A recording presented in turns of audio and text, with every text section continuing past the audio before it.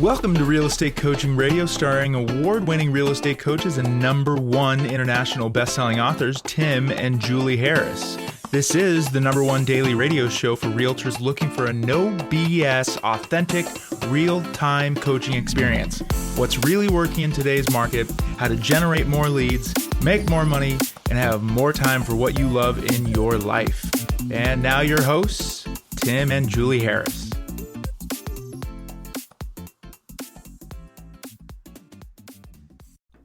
3, 2, 1, and we're back. Julie, it is April the 8th. How are you today?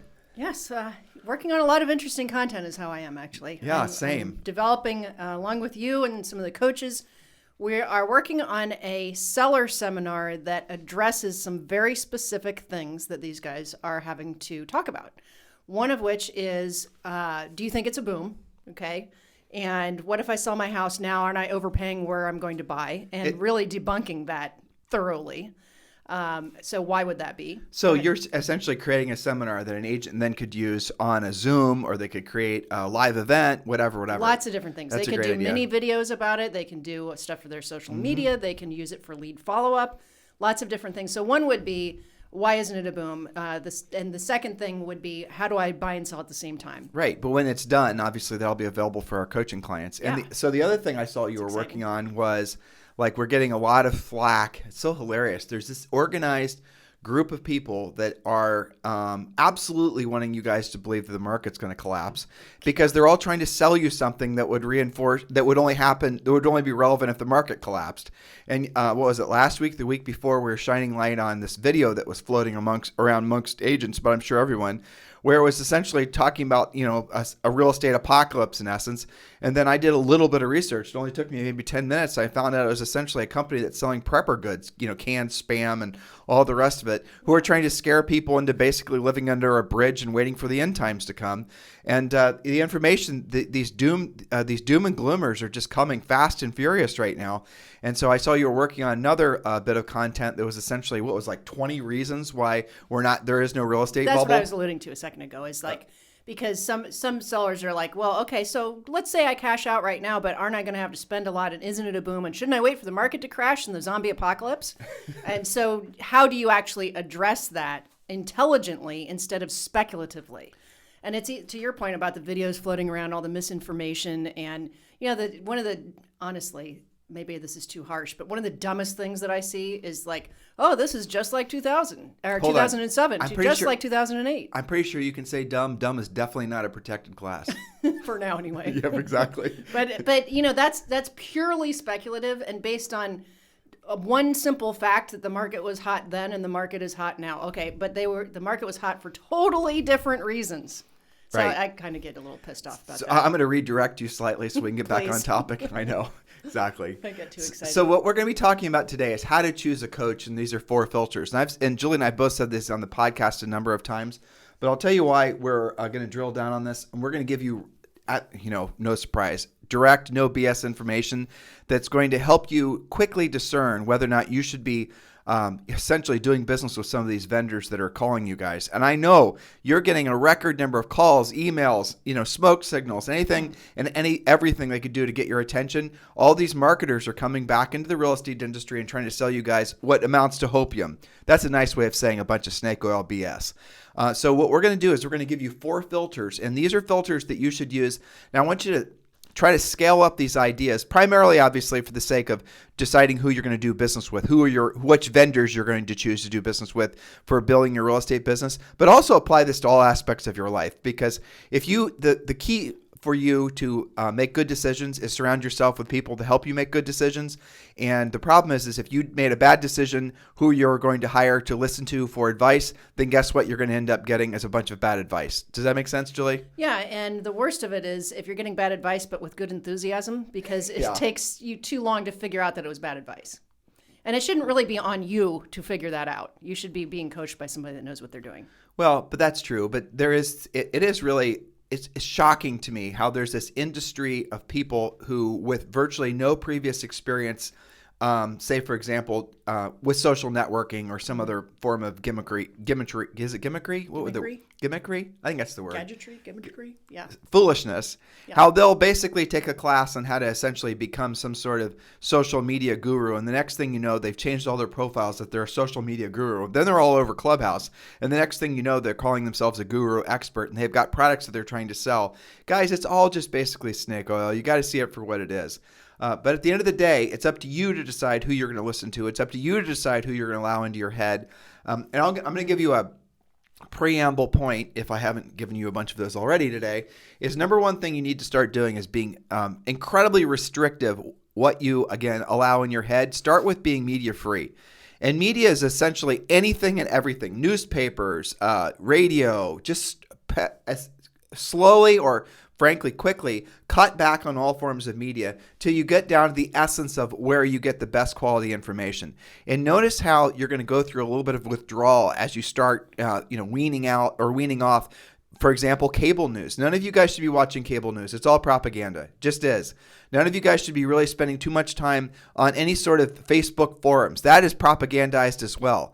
All that information is just designed to, generally speaking, put you in a state of fear that's going to then hopefully motivate you, hopefully along the lines of the people that are posting the fearful messages, to get you to act on what their messaging is. So do yourself a favor and don't assume that you're smart enough, and I don't mean smart in the literal sense, but you get the gist of it, to discern good information from bad information, because probably you're not used to having to make high-quality, fast-paced decisions on who you're going to listen to. So this is the reason we wrote down these 4 points. Now, these 4 points, again, are relevant for your business and for your personal life. Now, before we get to point number 1, I want to remind all of you guys that it's not too late for you to complete your 2021 business plan.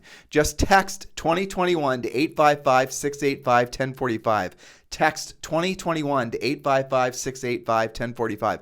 Oh, and Julie, I didn't tell you, we got our Slick Text number, or our short code number back. Oh, nice. Yeah, That'll so make it we'll start easier. giving them short codes. Yeah, I have to have Tom remind me what all that is. But yeah, so it will be easier. That's great. And then we're going to be able to have a lot more giveaways during our podcast now, Very cool. which is really good. It's all good for them. So how do you choose a coach is the title of this topic, but of this show. But also it's how do you choose anybody that you're going to do business with?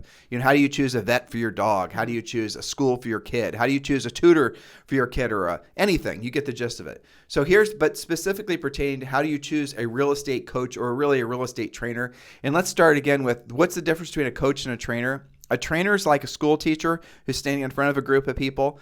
A coach is essentially like the tutor who's one-on-one with somebody who's listening to and paying attention, helping that person with their specific challenges. So don't conflate trainer with coach. And a lot of trainers call themselves coaches. And a lot of trainers, frankly, shouldn't even call themselves trainers. Well, here's the difference. A trainer tells you, what to do. Like, you need to have more listings, okay? You got to list last. A coach shows you exactly, specifically, step by step, how to do it. It's not just what to do. Everybody knows you guys need more listings, okay? But how are you going to go about doing it, and how are you going to be accountable to that?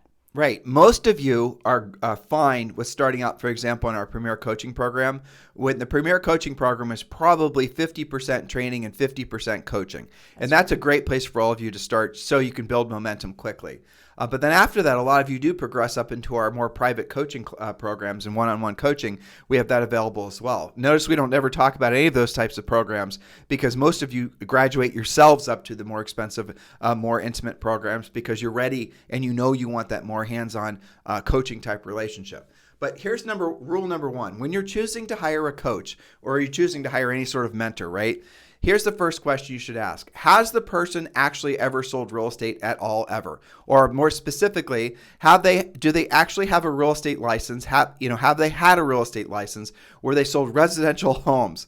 And it's so important that you put all these extra filters on there because you're going to have a lot of people that are going to try to paper over the fact that they've never sold real estate before, but then they'll say, well, I bought and sold my own homes, or I bought and sold, rental properties, As an investor. or I've done flipping. Okay, none of that stuff matters. Have you had Mr. Like, again, this is you thinking about hiring a coach. Question number 1 when interviewing said coaches: have you, Mr. Potential Coach, actually had a real estate license at all ever? And if the answer is yes, then you move to question number 2. If the answer is no, then you need to run away from prospective coach, because there's no way that's a real coach. There's no way anyone's going to be able to teach you how to actually sell real estate at a high level that has not actually sold real estate at a high level, and that would have been predicated them on having an actual real estate license, obviously.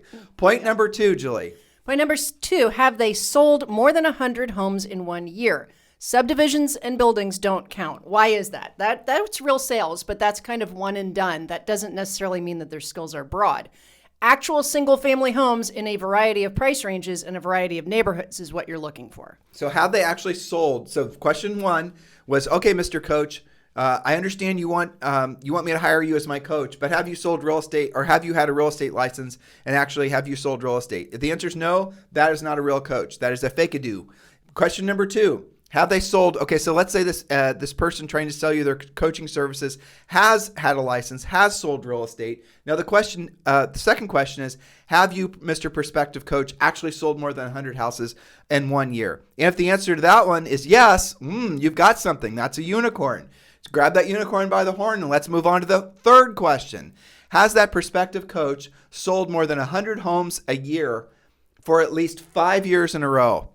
Has that actual coach that you're thinking about hiring sold more than 100 homes per year for at least 5 years in a row? Because to Julie's point, they could have very well hit the easy button and sold a subdivision or sold a building or sold something like that. That could have been how they sold 100 homes in a year. But for them to have actually sold over 100 homes a year for at least 5 years in a row, that's somebody who actually had their act together, probably had a business that was organized in such a way that's somebody you should listen to. They've proven themselves to be able to sell lots of houses. They've proven themselves to sell lots of houses consistently. Now you're on to something. You've got somebody that's actually special right now. But the last question is actually going to be what's going to knock virtually all of them out. Because just because you can do something at a high level, just because you can, play tennis at a high level or, something like that, does not mean that you actually have the skill set to teach other people how to do it. This goes back to the levels of learning. And Julie, can you remind them what the levels of learning are? Yeah, sure. And so you might want to write these down because they do kind of sound the same. First, you're in unconscious incompetence. That means you don't know what you don't know. You don't even know the right questions to ask to get there. Then you have an aha moment. There's stuff I don't know. Maybe I ought to do something like get a pre-listing package together, for example. So the second stage is conscious incompetence. You're actually aware that you don't know a lot of stuff. That's when you become coachable. Then you move into conscious competence. That's where you've worked on a lot of things. You're still having to prepare your presentations. You're honing your skills, your scripts, etc. But you are becoming consciously competent. Then you become unconsciously competent. That's when you're kind of on autopilot. You've done so many appointments. You know that scripts are predictable, that the presentations kind of go the same way. And the danger with that is getting complacent. But those are the 4 stages. Can you do me a favor and go turn your alarm off? I'm going to go quiet. Okay, you're going to go quietly. All right, you guys are about to hear Julie's alarm. Oh, it was? Okay.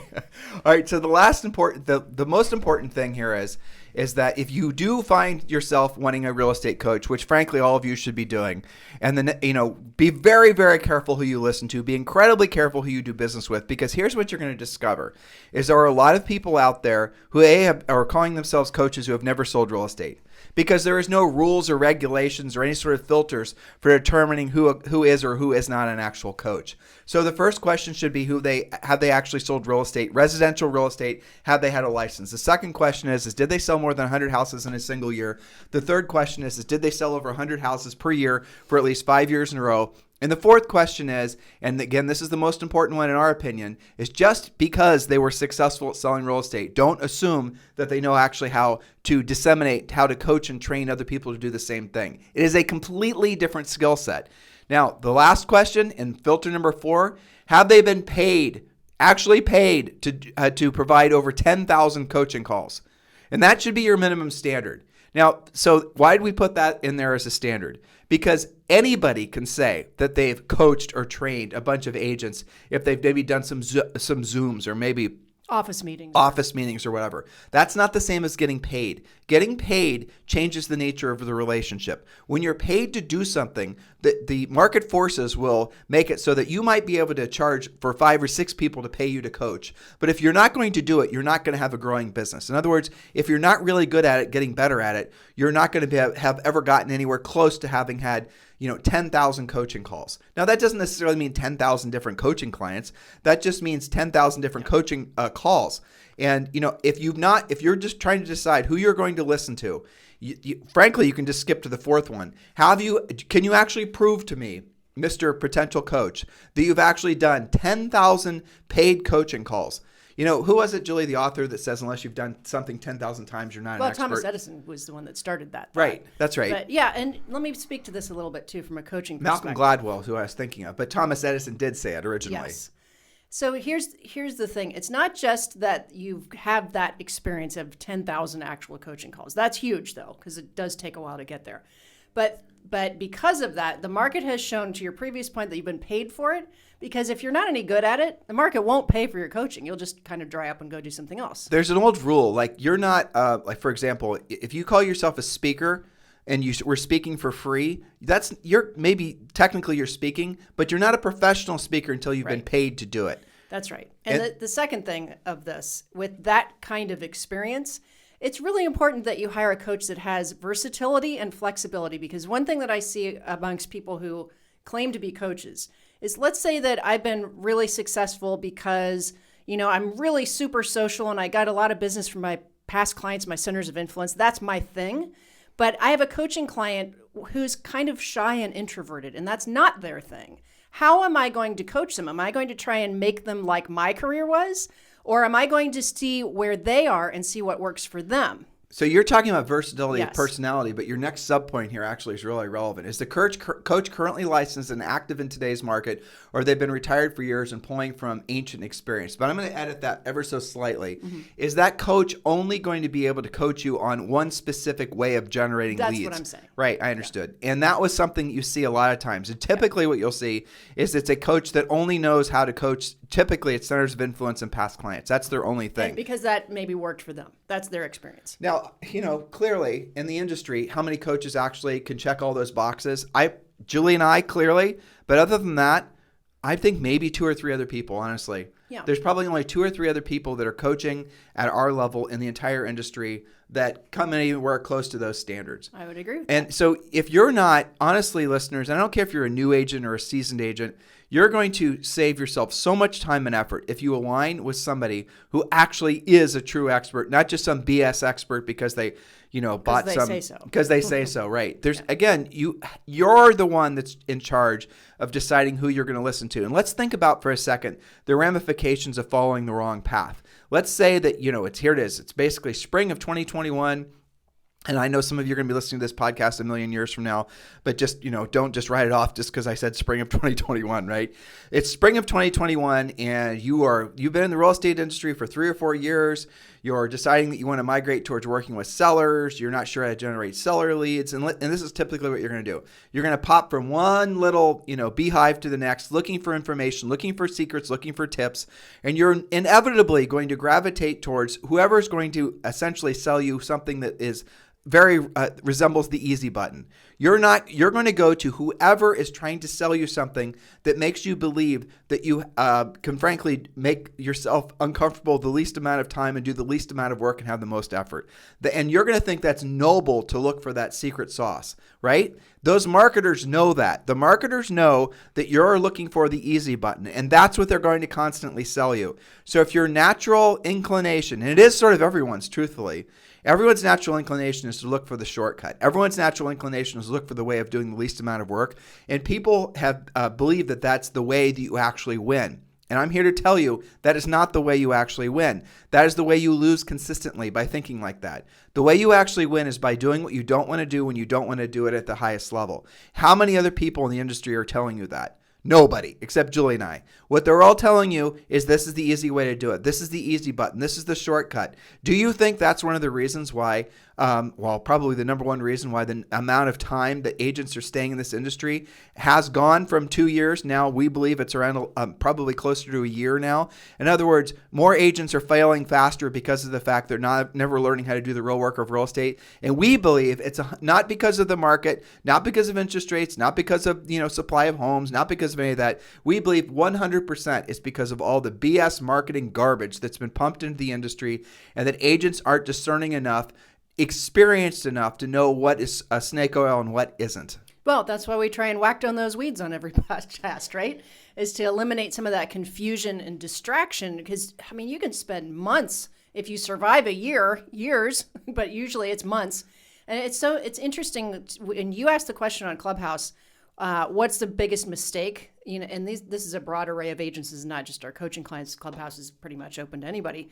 What was the biggest mistake? And it's so interesting that so many agents, I remember one lady said, my biggest mistake was when I got my license, I opened my purse up. Yeah. She said, I just said, here's my purse, take some money, and I'll try what you've got to sell me. And she said, I was stupid enough to do that for 3 years. Yep. And now I'm doing the real work of real estate. I have a much higher, more robust net. I understand that profit is my product now, and I wish that I would have gotten that earlier on. Guys, listen, if you're just getting started, if this is the first podcast of ours you've listened to, just go ahead and get the book Harris Rules on Amazon. Almost 500 5-star reviews. It's going to probably be, from what we're told, one of the, if not the best-selling real estate books, or essentially a book specifically for real estate agents. Let's make sure we're not exaggerating. But it appears like it's on track to be the best-selling book for real estate agents and helping real estate agents to form their A to Z business plan. Get the book. It's also available on Audible. It's available everywhere. Barnes & Noble. We've seen it for sale at bookstores and airports and just everywhere. Get the book. Read the book. Listen to the book. Consume that information. That is your whole plan. That is exactly what you should be doing. But again, it's up to you now. Now that you've heard Julie and I give you these 4 points, it's up to you to actually implement these rules for yourself. And it's funny, as we were going through these 4 points, I bet there's agents listening right now who are going, no way am I going to ask those types of tough questions, because I like the fact that I have somebody who's essentially feeding me a bunch of Mickey Mouse about how I can follow my passion and how I can just do creative things like TikTok videos all day, and I'm never having to feel uncomfortable. I'm never having to, you guys, you got to look for the reasons why you're not more successful. You have to be disgusted with your intolerance for bad information. And it all comes back, these businesses exist because you're not willing to accept the fact that you have to have a lifestyle, especially professionally, of doing what you don't want to do when you don't want to do it at the highest level. And as long as there's agents that are getting into this business who are essentially looking for shortcuts, and essentially agents that have been in the business that are buying buyer leads is a shortcut, guys. Essentially trying to buy business from any sort of social networking outlet, that is a shortcut. All these things are shortcuts. And as long as you stay married to that mindset, you're always going to be beholden. You're never going to be free unless you learn how to proactively lead generate. You're never going to be free unless you learn how to, actually pre-qualify, then present, and then negotiate contracts. That is where your best energies have to be. And as long as you're beholden to buying leads, you're always going to essentially be living in fear, because you've not built your business on land that you own. So the concept is very simple. If you're not a proactive lead generator, if your business is not predicated based on proactive lead generation, you are essentially believing the marketing, branding, Mickey Mouse. And why are you doing that? The answer is very simple. And this is the cut through the BS answer. It's because you have yet to confront your fear of rejection. You've yet to confront your fear of actually doing the real work of real estate and having direct sales conversations with people. And until you do that, you're always going to be on your heels financially and frankly emotionally. And you're never going to get you're never going to have the best version of yourself as a real estate agent ever manifest, because you're constantly stuck in that same hamster wheel. Aren't you sick of that? I know you are. I'm absolutely positive you guys are. You've just been waiting. I know a lot of you gravitate towards Julie and I because we tell you what is true, right? We're not saying anything to you hardly ever that intuitively you don't instantly know is true, right? And a lot of you guys listen to us. But how long have we been reminding you, right? We've been doing this podcast. We have close to 2,000 podcasts. It's the beginning of podcasts. Right, basically. And we've been saying the same thing over and over and over again, basically. And we change it up just to kind of make sure you guys aren't getting complacent with hearing what we're saying. But the essence of our message has always been the same. So some of you have been listening to us and attached to us for decades. And yet you've never actually engaged us as coaches. Or you're still like, I like that Tim and Julie. I love what they say. It's the message that I know is true. But then you traipse off and you buy buyer leads. Don't you realize that the reason that you're not essentially higher up on your success mountain, if you will, if you've not climbed your own ladder high enough, fast enough, it's because of you. It's because you've not yet accepted the fact that you only live once and you're dead a real long time. And everything you want in life is on the other side of I'm going to say it for the fourth time, doing what you don't want to do when you don't want to do it at the highest level. What are you thinking? Well, I was thinking that this is why many of them feel out of control all the time. Right. Is because you're not in control when you're buying leads. You're not in control when you're waiting for something to happen to you to rain leads upon you. You are in control when you get your skills together. And that's why we're talking about consciously competent. That's what that means. That's what coaching is about, is to bring you out of conscious incompetence and put you into conscious competence, because that's where all the control happens. So those of you who are thinking about hiring a coach today or have a coach, go and ask them these 4 questions and watch them squirm.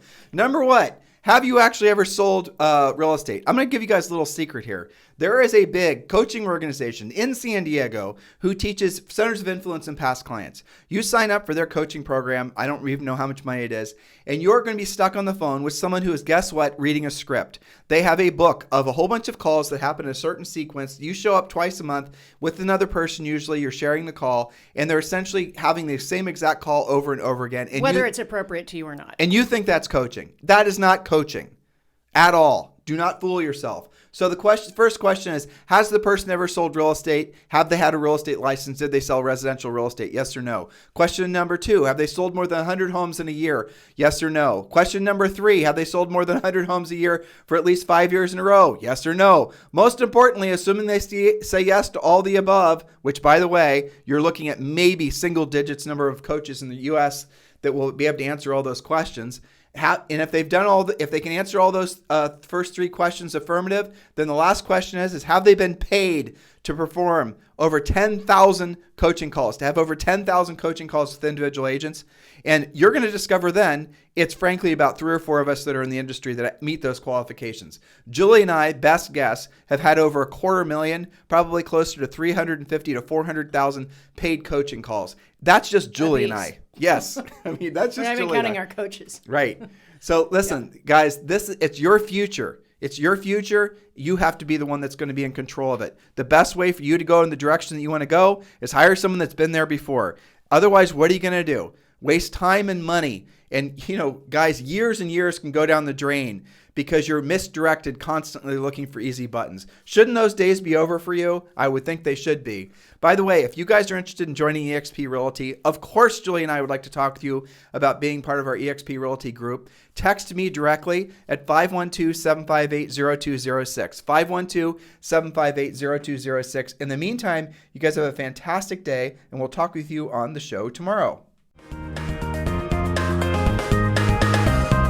This program has been a presentation by Tim and Julie Harris, Real Estate Coaching. For more information on our real estate coaching and training programs, visit our website at timandjulieharris.com. Remember to tune in weekdays at noon for upcoming shows, and until next time, thank you for listening to Real Estate Coaching Radio with Tim and Julie Harris. This podcast is a part of the C-Suite Radio Network. For more top business podcasts, visit c-suiteradio.com.